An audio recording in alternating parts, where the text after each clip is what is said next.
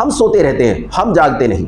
किसकी जिम्मेदारी है? शासन की जिम्मेदारी है, प्रशासन की जिम्मेदारी है, सरकार की जिम्मेदारी है, या नेताओं की जिम्मेदारी है, या प्रजा की जिम्मेदारी है, या व्यक्ति की जिम्मेदारी है, या नागरिक की जिम्मेदारी है, या इकाई की जिम्मेदारी है? किसकी जिम्मेदारी है?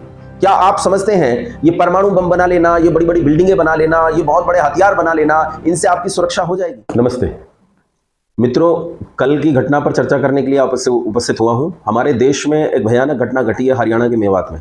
मेवात एक पूरा का पूरा क्षेत्र है, हरियाणा में जिला है नूह। उस नूह जिले में यह घटना घटी है। अब बंधुओं, तनिक ध्यान से मेरी बात सुनना। इस देश में, पूरे देश की स्थिति यह है कि हम लोग सीखने को तैयार नहीं है, हम सही मार्ग पर चलने को तैयार नहीं। केरल जलता रहा तो उत्तर प्रदेश चुप था, उसने नहीं सीखा। उत्तर प्रदेश जलता रहा तो बंगाल चुप था, उसने नहीं सीखा। बंगाल जलता रहा तो पंजाब चुप था, उसने नहीं सीखा। पंजाब जलता रहा तो हरियाणा चुप था, उसने नहीं सीखा। अब हरियाणा जल रहा है, अब पूरा देश शांत है, किसी को किसी से कोई मतलब नहीं। मेवात की यह घटना जो कल घटी है, इस पर उन द्वेषी उपद्रवियों ने, उन मजहबियों ने, जिनके दिमाग में मजहबी उन्माद है, उन्होंने 150 से ज्यादा वाहनों को जलाकर खाक कर दिया, हजारों औद्योगिक प्रतिष्ठानों को राख के ढेर में तब्दील कर दिया, कुछ लोगों को जिंदा जला दिया और 2 पुलिस वालों तक को गोली मार दी।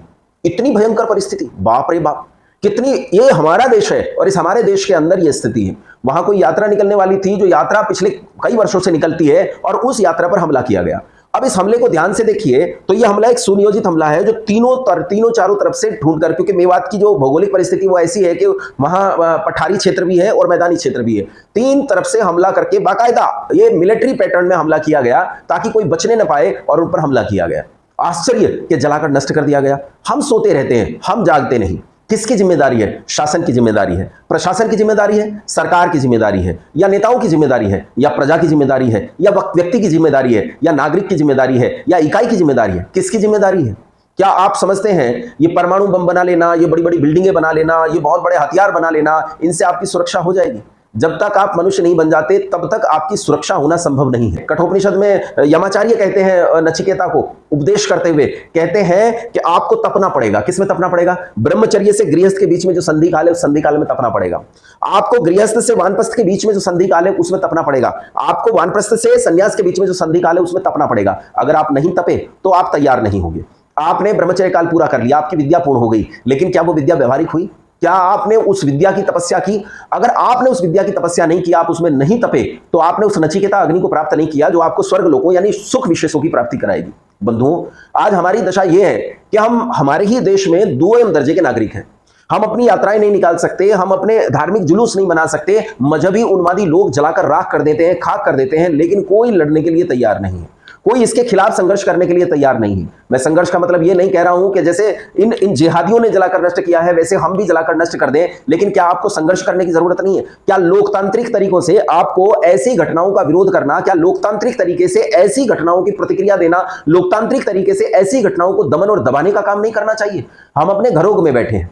अब कुछ लोग यहाँ नीचे ज्ञान बांटने आ जाएंगे, कहेंगे तू तो अपने घर में बैठ के बोल रहा है। एसी कमरों में बैठ के जो लोग बोलते हैं, पहले तो मेरा एसी नहीं है, पसीने में जो बुरी तरह आ रहे हैं। ये नीचे बहुत लिखते हैं मेरे कमेंट में कि यहाँ बैठकर काम नहीं चलता, वहां ग्राउंड पर जाना पड़ेगा। बिल्कुल ग्राउंड पर जाना पड़ेगा, लेकिन क्या मेवात में काम चल जाएगा? अगर तुम मेवात में ग्राउंड पर जाते हो तो कैराना को कौन बचाएगा? तुम कैराना को ग्राउंड पर बचाते हो तो फिर बंगाल को कौन बचाएगा? बंगाल को ग्राउंड पर जाकर बचाते हो तो केरल को कौन बचाएगा? जैसे उन्होंने सुनियोजित तरीके से इस संस्कृति को बर्बाद करने का पूरा लक्ष्य निर्धारित किया है, वैसे ही आपको भी सुनियोजित तरीके से एक व्यवस्थित मानव निर्माण की प्रक्रिया से गुजरना होगा। आपको मानव निर्माण करना होगा, व्यक्ति निर्माण करना होगा, व्यक्ति के भीतर से फाई निकालना होगा। आज हमारी दशा यह है, हमारा युवक डरा हुआ है, हमारी युवती डरी हुई है, हमारे बालक डरे हुए हैं, हमारा समाज डरा हुआ है, हमारा राष्ट्र डरा हुआ है, और ये भय न जाने हमें कहां ले जाकर मारेगा। ये वही मेवात है जब पार्टीशन हुआ और पार्टीशन में मजहब के नाम पर देश के 2 टुकड़े हुए, तो जब मुसलमानों को उधर जाना पड़ रहा था, तब गांधी जी ने अनशन करके मेवात में को रोका था और सौहार्द की मिसाल कायम की थी।